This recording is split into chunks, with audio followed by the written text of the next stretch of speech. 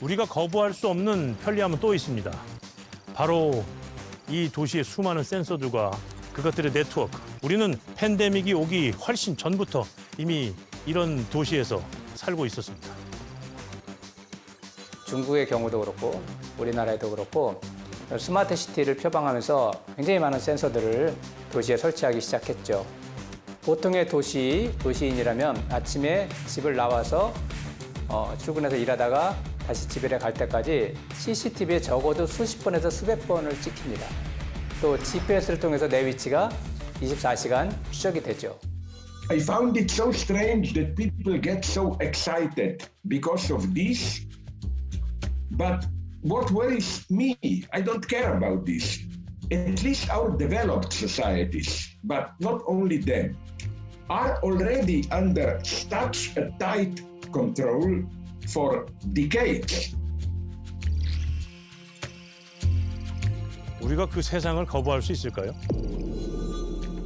센서가 많아지는 것은 피할 수 없습니다.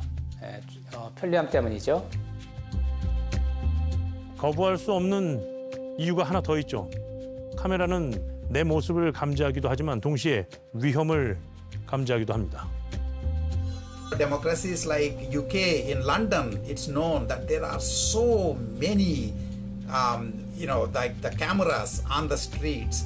Recently, there was this very sad situation of a lady was assaulted by a police officer, and they were able to catch the guy in like a day because they have so many cameras, etc. Again, the technologies exist. You can do this faster when you use it right. It's great. 물론 당연한 전제가 있습니다. 그 국가가 민주주의 국가일 것. 우리나라를 비롯한 대부분의 민주주의 국가에서 공공이 취득하는 정보의 최종 목적은 그 정보를 공공에 다시 환원하는 것입니다. 공공의 이름으로 이루어지는 추적 시스템은 상대를 가려가며 추적하진 않습니다. 무차별적으로 모으고 무차별적으로 수집하죠. 그 정보들이 모이면 하나의 패턴이 생기고 질서가 만들어집니다. 공개할 수 없는 작은 단위의 개인 정보를 골라낸 나머지의 정보들, 이것들이 모이면 공공 데이터가 됩니다. 기억나시죠? 마스크 앱. 국가가 가지고 있는 공공 데이터가 가장 잘 활용된 대표적인 경우입니다. 방역의 가장 커다란 위기 순간이 언제냐면 그때 마스크 대란 때였어요. 마스크를 살려야 살 수도 없는. 그때 환경이 급작스럽게 대구 신천지에서 확진자가 수천 명씩 쏟아져 나올 때 아닙니까? 국가적으로 위기 상황이었어요.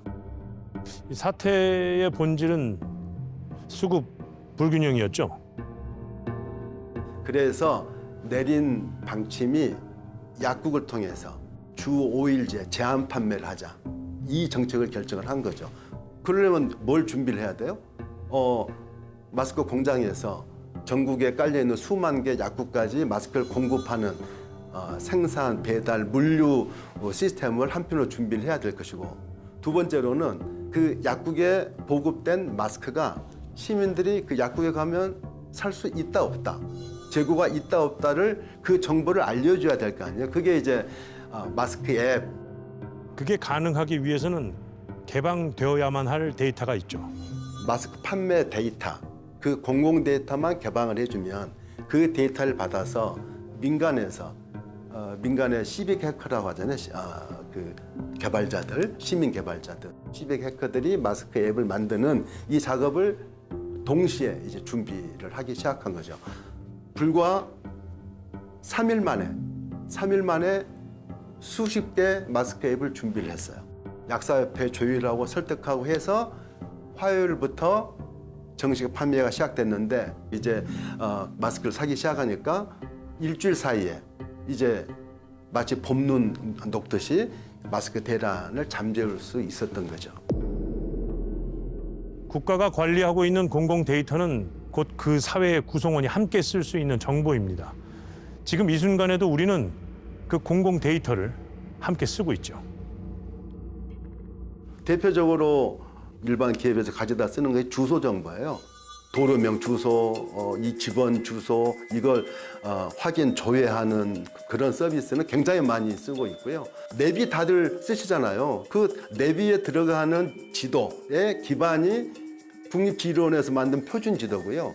내비에 뭐 지도만 있습니까? 신호등 위치, 저희 과속 감시 카메라 위치, 심지어는 과속 방지 턱 위치 이런 것이 다 안내가 나오잖아요. 이런 데이터가 경찰청이나 지자체에서 다 만들어서 관리하고 있는 공공 데이터인 거죠. 그걸 민간 기업에서 가져다가 김기사도 만들고 티맵도 만들고 그러는 거죠. 정보사회, 어차피 위험은 상존합니다. 우리는 하루에도 수십 번씩 어딘가로 접속해 정보를 구합니다. 그 정보를 추적하고 또 추적하면 그 끝에서 특정한 개인 정보들이 나올 수도 있을 겁니다. 그 위험을 제거해가는 수단들, 그것이 바로 제도고 규칙이고 약속이겠죠. 센서가 많아지는 것은 피할 수 없습니다. 편리함 때문이죠. 그래서 센서는 이제 계속해서 늘어날 텐데 그 대책은 그런 센서를 통해서 얻는 정보를 저장하고 또 활용할 때 그 과정 자체를 투명하게 많은 사람들이 모니터링 할 수 있도록 제도적인 장치를 만드는 것입니다. 그걸 보호도 하면서 활용하는 방법으로 나온 게 이제 개인정보의 가명 처리화잖아요. 가명 정보를 만드는 거에서 가명 정보의 기술적인 연구 그리고 가명 정보 결합에 대한 엄밀한 프로세스를 지원해서 안전하게 정보를 활용할 수 있도록 제도적으로 뒷받침하는 거 등등. 우리는 아마 이 시스템을 안고 이 시스템에 기대어 이 시스템과 함께 미래를 살아갈 겁니다. 아이러니한 것은 그러면 그럴수록 국가의 통제가 더 필요해진다는 것이죠. No, but the government should play a role, and it's fine if they play a role if they are democratic governments with transparency, with independent media able to say the truth and to control the government. And government are not black, obscure, and they are transparent. 국가의 역할이 확대된다고 꼭 빅브라더로 갈 이유는 없죠.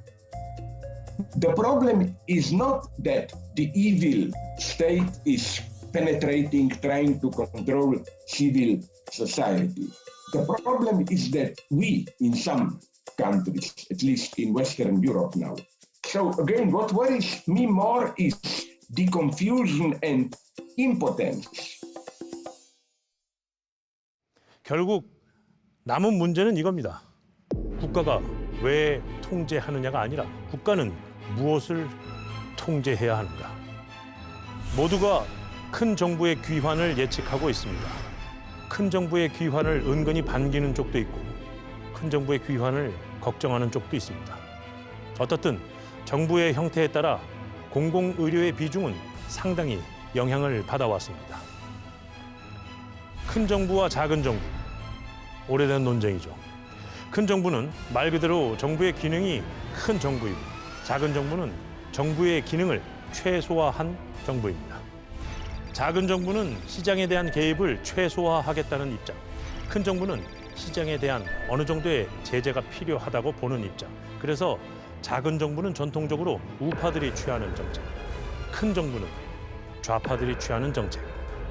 크게 보면 지난 몇십 년 동안 세계는 작은 정부의 시대였습니다. 이름하여 신자유주의의 시대. 그 끝에서 코로나가 왔습니다. 그러자 갑자기 상황이 바뀝니다. 국가가 해야 할 영역이 폭발적으로 증가하고 국가가 그것을 대처하지 못할 경우 상상을 초월하는 비극이 발생했죠. 세상이 갑자기 큰 정부를 필요로 하는 시대로 바뀌어버린 겁니다.